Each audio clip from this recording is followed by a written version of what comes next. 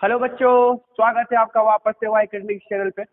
हम लोग introduction to biotechnology chapter को पढ़ रहे थे। चार लेक्चर मतलब कि तीसरा लेक्चर कंप्लीट हो गया हमारा, और ये जो लेक्चर है वो फोर्थ लेक्चर है।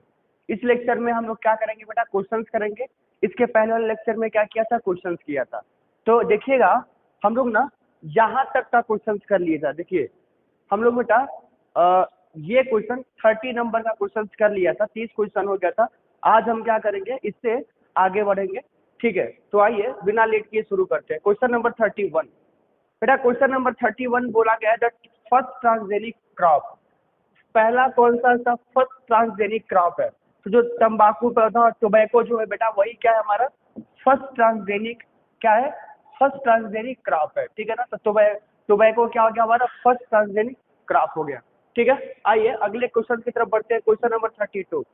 क्वेश्चन नंबर 32 में लिखा गया है when was the term probiotic first used. Probiotic का टर्म कब यूज किया गया था? 1953 नहीं 1953 में कब हुआ था?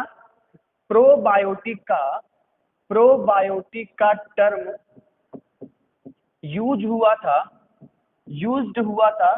1953 में। कब हुआ था? 1953 में हुआ था।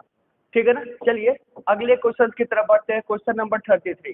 क्वेश्चन नंबर 33 या क्वेश्चन नंबर 33 जिसे आप बोलते हैं, इसमें क्या लिखा गया है ये देखिएगा। लिखा गया है the southern blot technique used for the detection for. देखिएगा, एक होता है बेटा, हम लोग जब क्या पढ़ते हैं डीएनए फिंगरप्रिंटिंग पढ़ते हैं। डीएनए फिंगरप्रिंटिंग डीएनए फिंगरप्रिंटिंग में दो आते हैं बेटा, दो ब्लॉटिंग होती है। कितनी ब्लॉटिंग होती है? दो ब्लॉटिंग होती है। एक ब्लॉटिंग में साउथर्न ब्लॉटिंग क्या होता है बेटा, साउथर्न, और दूसरे में क्या होता है नॉर्थर्न ब्लॉटिंग। तो southern blotting detection of DNA के डिटेक्शन के लिए क्या किया जाता है, यूज किया जाता है। तो इसलिए क्वेश्चन नंबर 33 का जो आंसर होगा वो क्या हो जाएगा, ए डीएनए। क्या हो जाएगा? डीएनए हो जाएगा, डिटेक्शन ऑफ डीएनए। ठीक है ना, चलिए क्वेश्चन नंबर 34 की तरफ आगे बढ़ते। 34 क्या बोला है?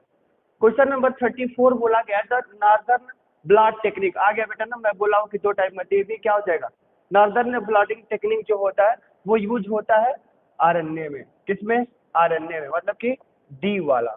क्वेश्चन नंबर 34 का जो आंसर है बेटा वो हमारा हो जाएगा डी। क्या होगा? D northern blotting. दोनों टेक्निक बेटा ये यूज होता है डीएनए फिंगरप्रिंटिंग में। तो साउथर्न कहाँ होगा डीएनए में, नॉर्थर्न कहाँ होगा आरएनए में। ठीक है ना, तो 34 का आंसर क्या हो गया, डी। चलिए अगले क्वेश्चन की तरफ बढ़ते हैं। Question number 35। क्वेश्चन नंबर 35 में क्या बोला गया? क्वेश्चन नंबर 35 में बोला गया बेटा विच of the following cow species is not native. कौन सा बेटा क्या है, नेटिव नहीं है? तो बेटा इसका जो आंसर ए है ना, वही क्या स्पीसीज नेटिव नहीं, होल्स्टेन फ्रीजन। होल्स्टेन फ्रीजन क्या है, नेटिव नहीं है। ठीक है ना, इसलिए 35 का आंसर क्या होगा हमारा, ए हो जाएगा। क्या हो जाएगा? 35 का आंसर हो गया ए। ठीक है ना, ए आंसर हुआ 35 का।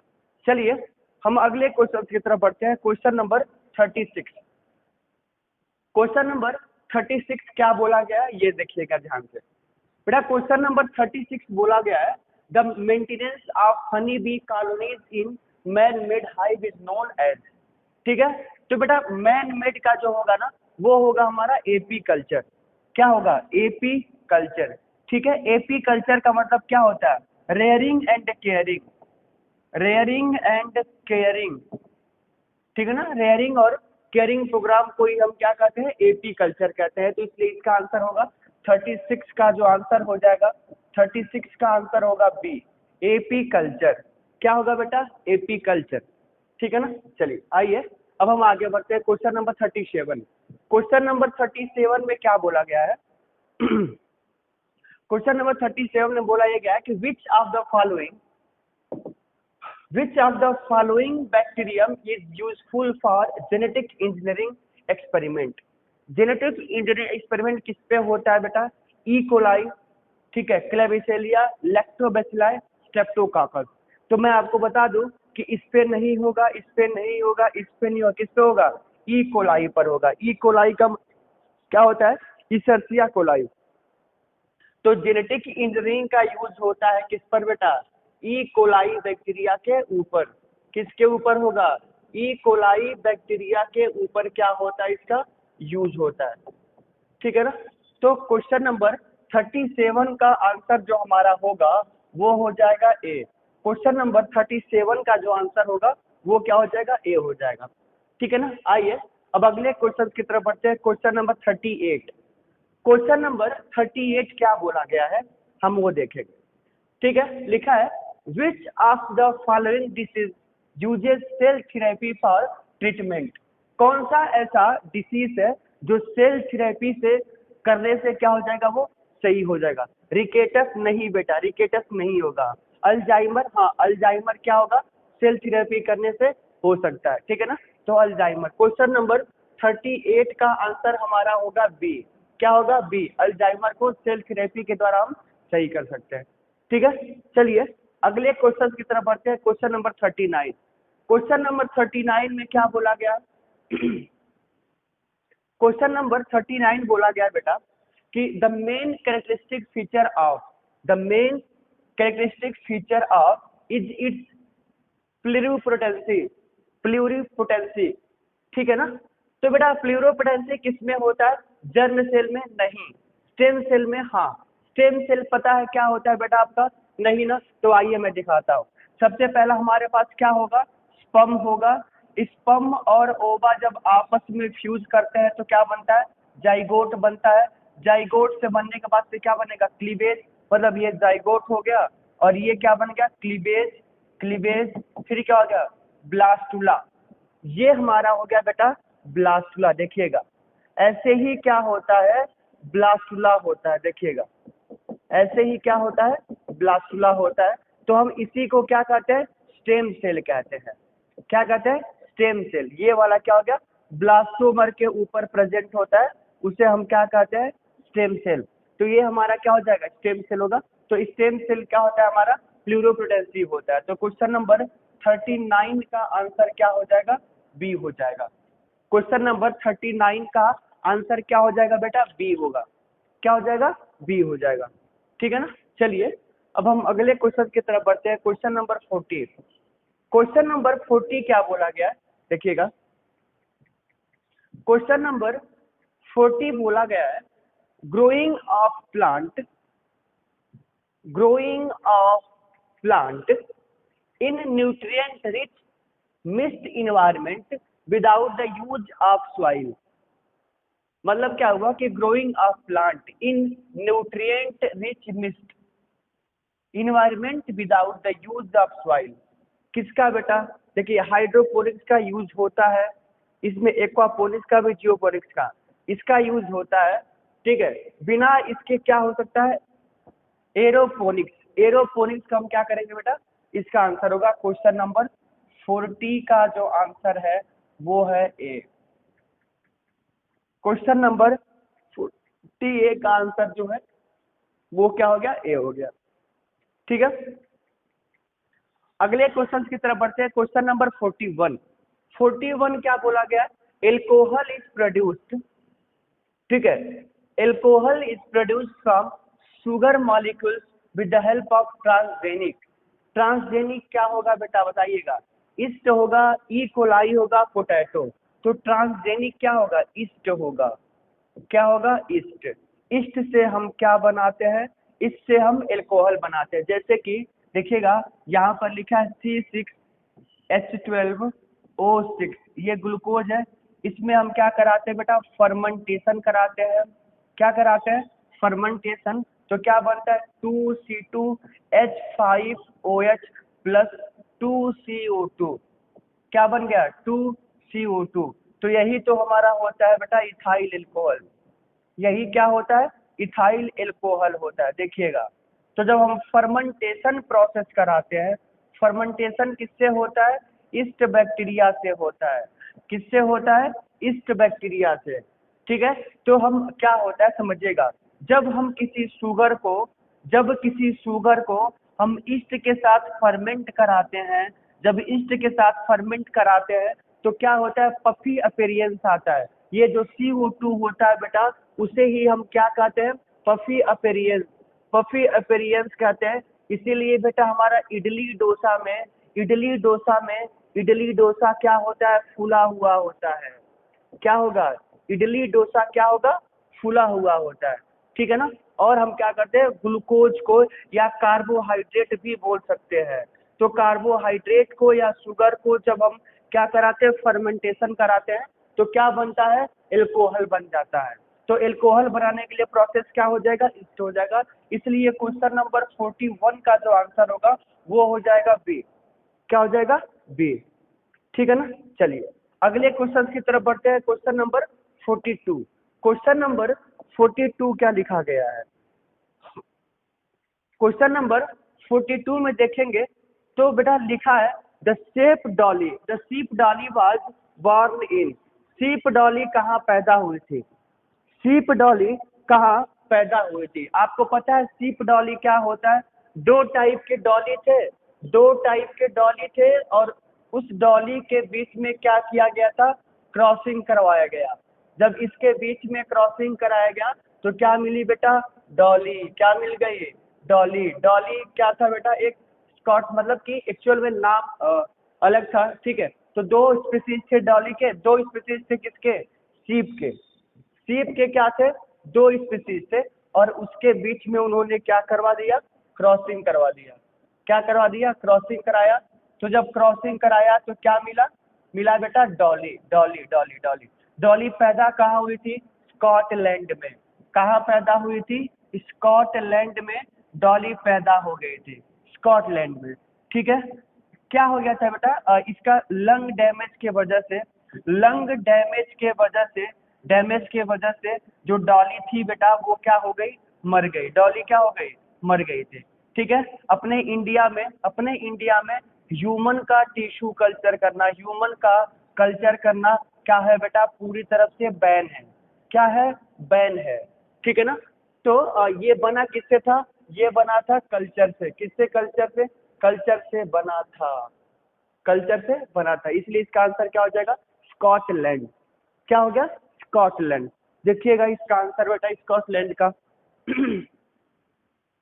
बताइए क्या सही है क्या इसका आंसर, क्या इसका आंसर सही है क्या, बोलिए।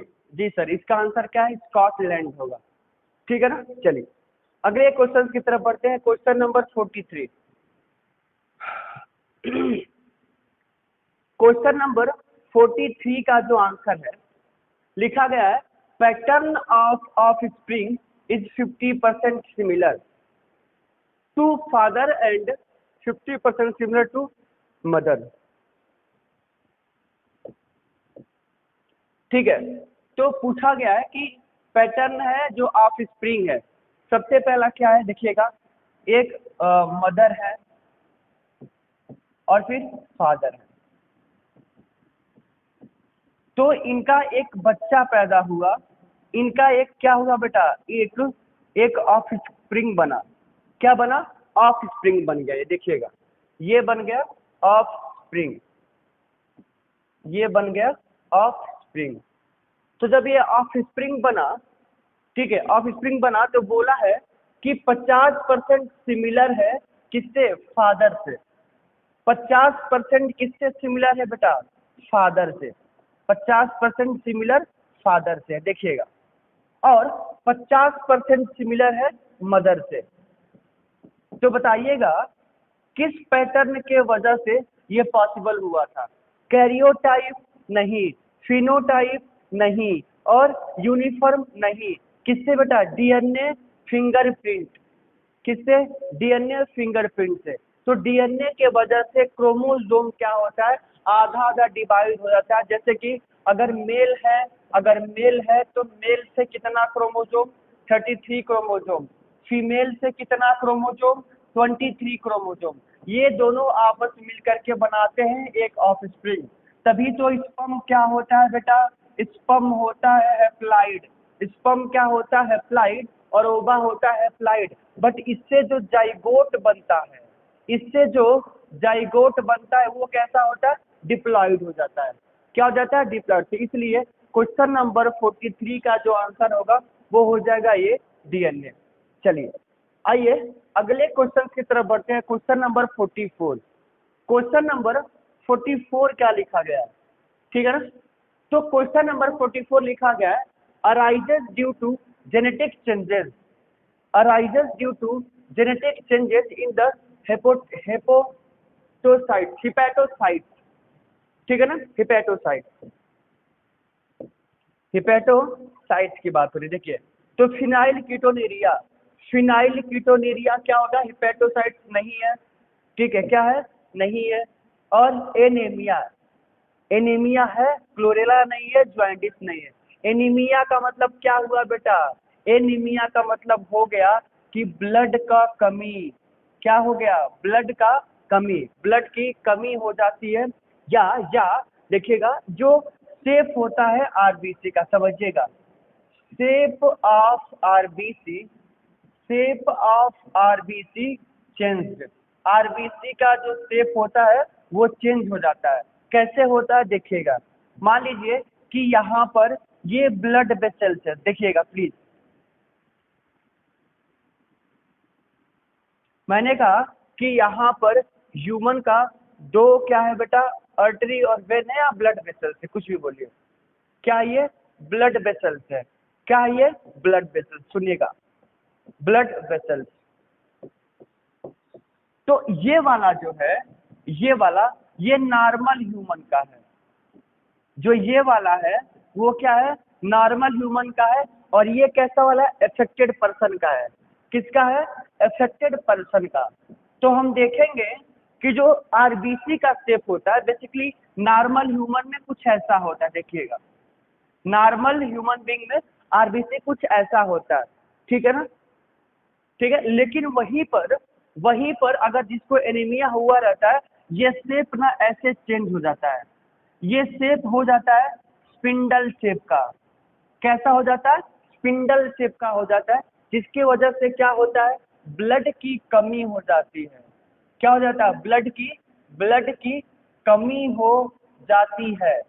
तो जब ब्लड की कमी हो जाती है तो कौन सा रोग बोला जाता है, एनीमिया, क्या बोला जाएगा, एनीमिया, ठीक है ना, एनीमिया। तो इसलिए क्वेश्चन नंबर 44 का जो हमारा आंसर होगा वो क्या हो जाएगा, बी।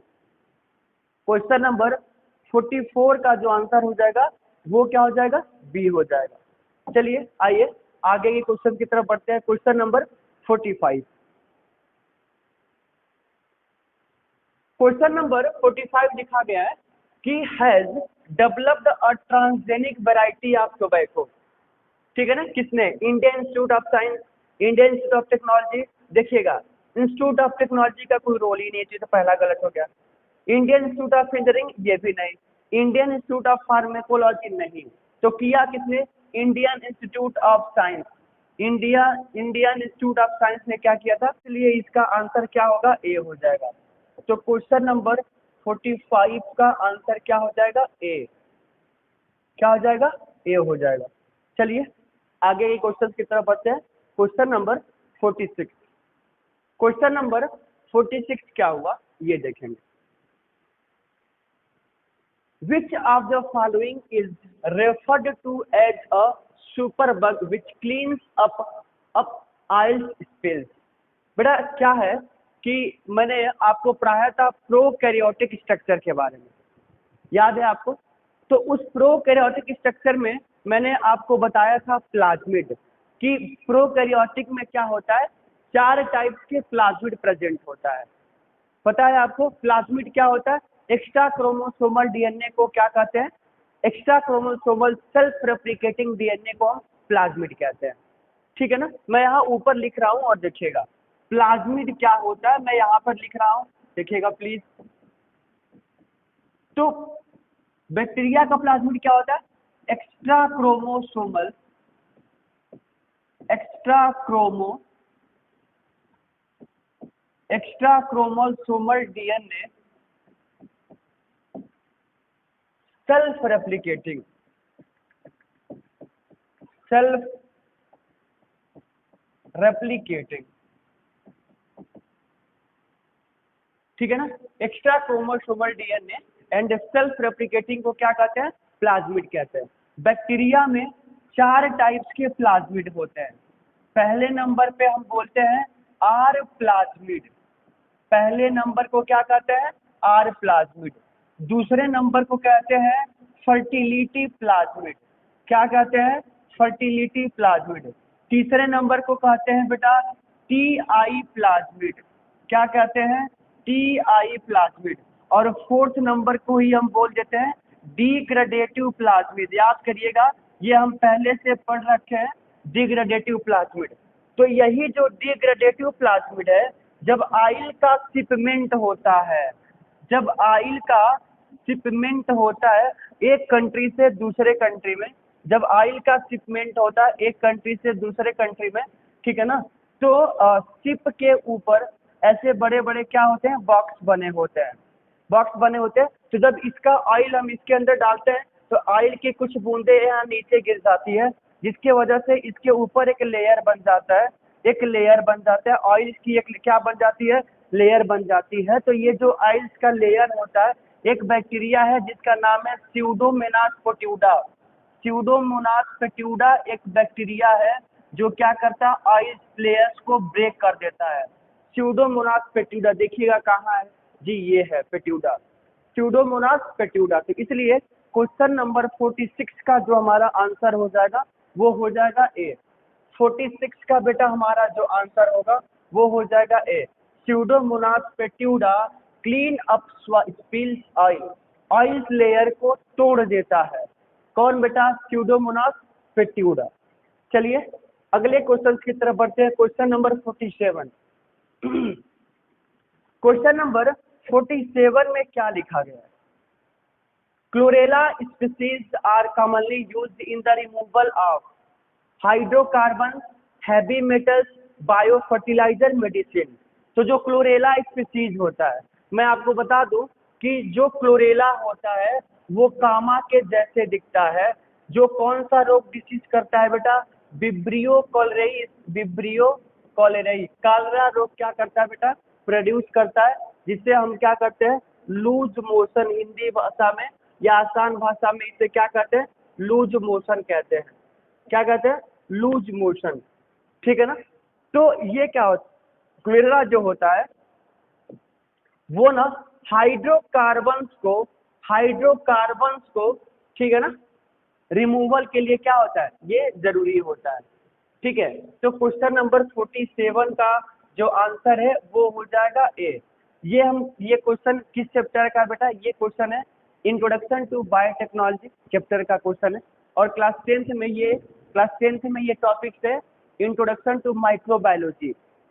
तो कहीं ना कहीं दोनों क्या है, सेम है। तो इसलिए 40 मतलब कि हम क्या कर रहे हैं बेटा, 9th और 10th दोनों को एक साथ मिक्स करके क्या करा रहे हैं बेटा, आपको मैं क्वेश्चंस करा रहा हूँ।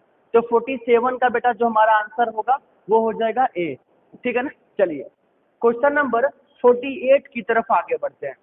क्वेश्चन नंबर 48 क्या बोला गया है, ये बोला गया है कि विच of the following disease can be cured by genetic engineering. कौन सा ऐसा डिसीज होता है जो जेनेटिक इंजीनियरिंग के द्वारा क्योर्ड किया जा सकता है। जॉन्डिस, थैलेसीमिया, क्लोरेला और एक जॉन्डिस वापस से क्या किया गया बेटा। तो जो जॉन्डिस होता है, जॉन्डिस कैसे होता है बेटा, हमारे लीवर में बिलिरुबिन, ठीक है ना, बिलिरुबिन और बिलिरुबिन का अमाउंट बढ़ जाता है। बिलिरुबिन एंड बिलिरुबिन का जो अमाउंट होता है बेटा ब्लड में, वो बढ़ जाता है। ब्लड में क्या होता है, बढ़ जाता है, इसलिए सब कुछ क्या होता है, पीला पीला दिखाई देने लगता है, पीला पीला। तो उसे क्या कहते हैं, जॉन्डिस। क्लोरेला अभी मैंने 10 बताया बेटा, लूज मोशन, जॉन्डिस क्या ये दोनों सेम है। तो इसलिए इसका आंसर हुआ थैलेसीमिया। थैलेसीमिया एक ऐसा है बेटा जो हम जेनेटिक इंजीनियरिंग के द्वारा उसे क्या कर सकते हैं, क्योर कर सकते हैं। क्या करेंगे, क्योर कर सकते हैं। इसलिए क्वेश्चन नंबर बेटा 48 का जो आंसर होगा वो हो जाएगा बी, थैलेसीमिया। चलिए अगले क्वेश्चन की तरफ बढ़ते हैं। Question number 49। क्वेश्चन नंबर 49 में लिखा गया है, देखिएगा पढ़िएगा और इसका आंसर जरा बताइए। विच of the following is the final step of tissue culture. Tissue culture का फाइनल स्टेप क्या है आपको बताना है बेटा, ठीक है ना। देखिए रूटिंग नहीं होगा, ठीक है, हार्डनिंग, ट्रीटमेंट, शूटिंग। बेटा जो हार्डनिंग होता है वो टिश्यू कल्चर का आखिरी स्टेप है, फाइनल स्टेप है, इसलिए 49 का जो आंसर है वो हो गया बी। क्वेश्चन नंबर 49 का आंसर क्या हो गया, बी हो गया। अगला क्वेश्चन बेटा क्वेश्चन नंबर 50। क्वेश्चन नंबर 50 क्या बोला गया, क्वेश्चन नंबर 50 बोला गया what is golden rice of famous for.